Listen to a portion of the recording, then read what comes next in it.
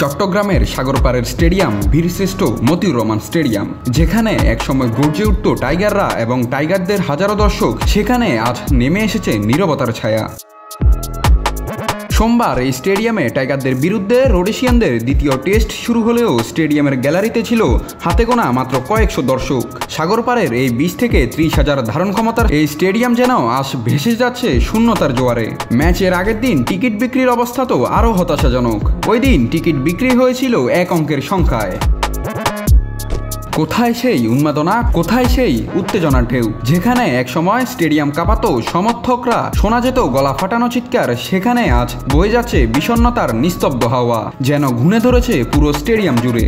বাংলাদেশের test cricket কি হারিয়ে ফেলছে তার প্রাণ?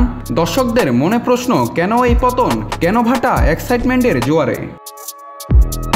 একসময় যে স্টেডিয়াম মেতে উঠত দক্ষিণ আফ্রিকা, ভারত, অস্ট্রেলিয়ার বিরুদ্ধে টাইগারদের লড়াইয়ে, আজ তা যেন বিবর্ণ সূর্যের আলো। সময়ের স্রোতে অনেক কিছু বদলায়, কিন্তু প্রশ্ন রয়ে যায়, ফিরে আসবে তো সেই দিন?